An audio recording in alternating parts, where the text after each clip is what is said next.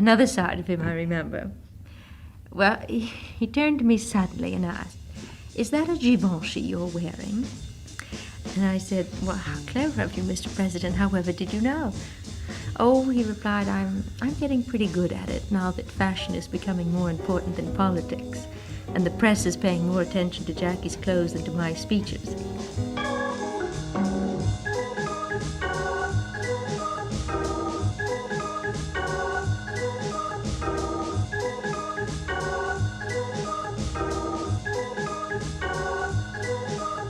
Was this the first time that you'd met the president? Well, actually, no. The first time was before he became president, during that year that he was in the hospital in New York with his back. I had been to a dinner party where I'd met Mrs. Kennedy and her sister for the first time. They asked me to go to the hospital with them to pay a visit to help cheer him up. They wanted me to go into his room and say I was the new night nurse. Did you? Well, I hesitated. I was terribly embarrassed, and eventually I was sort of pushed into the room by the two girls. I introduced myself, but he had recognized me at once and couldn't have been sweeter and more quick to put me at ease. When today you think of the late President Kennedy, what is it that comes to your mind most vividly, or shall we say to your heart? His youth.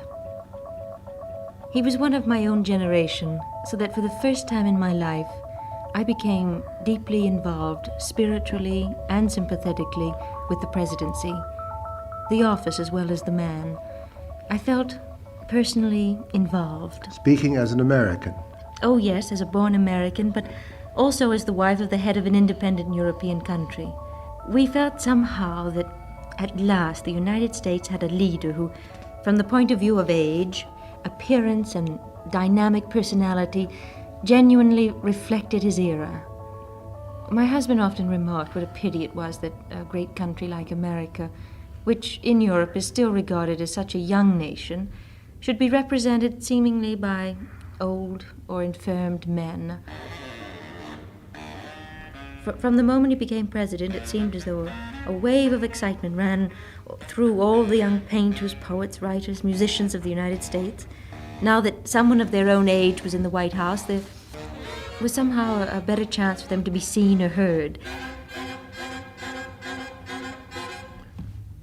I remember the luncheon that we were privileged to have at the White House.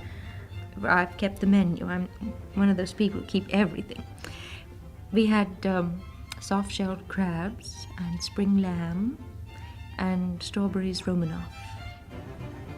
Mrs. Kennedy and I fell into woman talk, with a discussion of our children, of course, our two Carolines, and our special problems connected with bringing them up. I remember Jacqueline was very upset at that time about the photographers who were hounding the children. She was determined that Carolyn and John should be able to get in and out of the White House without being pestered by photographers or being made constantly aware of their position. Do you feel that his life and death will have any lasting effect upon international relationships? Are you asking me whether I think President Kennedy died in vain? In a sense, yes.